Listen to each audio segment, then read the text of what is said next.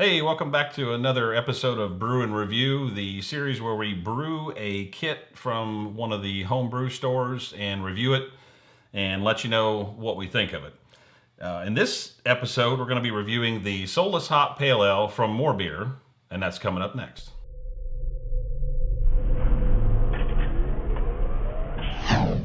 So the first beer that we brewed on the Robo Brew was his ESB. And you still have some of that on tap, right? Oh, yeah, quite a bit. Okay, all right.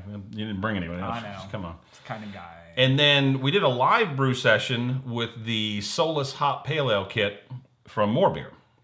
And Mark actually got some glasses, which are pretty cool. So we are going to try this beer, see what we think of it. Unfortunately, he drank all of it the day we brewed, and I couldn't get any more. But before I killed the keg, I wanted to get him over here and check it out. So, I'll have to brew it again, obviously, but we wanted to kind of give you our thoughts on it and see what we thought about it and try to tap into the old memory bank of what the zombie dust tastes like and compare and contrast from our memory, which, who knows how good that is these days. Exactly.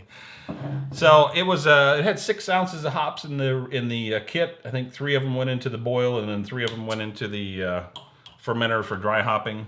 I did have a little bit of trouble with the fermentation temperature on it. It was warmer at the time in the basement here, and I had to put some ice and stuff in there. And I think it got away from me a little bit on the upper range, but the beer turned out okay. I don't know if that really contributed to any of the chill haze on it or not, but. It is a little bit hazy still, and I know some of that could be attributed to the dry hopping, but I've had some of it, but this will be his first time to try it, so I'll be interested to get his thoughts on it and see what he thinks. So that wasn't too bad of a pour. No. All right, let's get the nose on it and see what we think. I said the same thing on the brew day when we opened up the Three Floyds version there. It's just a citrus bomb on the nose. Yeah, man. This kit is on point. As far as I'm concerned, I think it smells a lot like the zombie dust. Just you get a lot of just pineapple, orange. A little bit of lemon or lime, some grapefruit, peach. Yeah, oh yeah. Apricot, it's all there. It's 100% Citra Pale Ale, so it's going to be that way. The original gravity on it wound up being, I think it was like 1045, which was a little bit low for the kit. But I did, when we did the Robo Brew, we wound up with a little bit more wort than what we were anticipating. So I kind of attribute some of that efficiency issue to just the fact that we had a little bit more wort than what we decided on. So. Good head retention. Still holding about a finger of foam there. Let's get into it. Cheers. Oh yeah, that's good. I think it. Yeah. So the first thing I get is kind of a little punch of like grapefruit, like bitterness, like grapefruit rind almost. Yep. And and then after that, just kind of that washes away to. Just a nice, pleasant bitterness that, you taste some of that flavor from the hops in there, some of that grapefruit, some of that citrus flavors.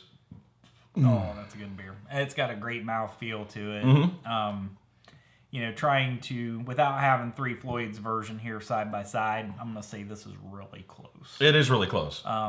It's really good and easy drinker. I think it's probably a touch different, probably for a couple of different reasons, just a touch, but close enough. I don't think the average person's going to really. Yeah, and the thing about it is too is this kit from MoreBeer minus the yeast, of course, is $29.99. At least was the last time that I looked, and 1 6-pack of the Three Floyds here in Ohio. Is $15.99. 50, yep, almost. Yeah, so basically you'd have to add some yeast to it, and I used 2 packets of 001 on this, which some of the recipes that I saw called for melanoid malt. They use crystal malt in their recipe, and then some of them also called for the 002, which is the English ale yeast. Yep. But I gotta say, unless I'd like to have them side by side, but I couldn't get a hold of any. So, but I think that this is a very, very close proximity to the kit. You shouldn't have drank them all during the brew day. I you. told you to save 2. I thought that was for later in the brew day.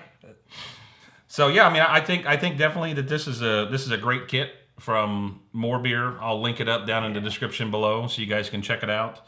And once the RoboBrew comes back in stock, the RoboBrew with my code should be shipping with one of these kits. So I'll be very ecstatic for everybody to try and brew this because I think it was easy to brew on there. Oh, indeed. If you have the right amount of water. Right. If you don't try to max it out for Right. science purposes, I will definitely order this kit to brew. Yeah, it's good. Yeah, it's really good. It is. That's outstanding. And for the price, I mean, with 6 can't ounces beat of it. Citra in there, I mean, usually you're paying $2 or $3 an ounce for that. So. And you don't have to scour the entire town trying to find it. And it also came with a Whirlflock type tablet. Yep. So I mean, and it comes with sugar, priming sugar if you're going to bottle. So I mean, it's a pretty complete kit as far as I'm concerned.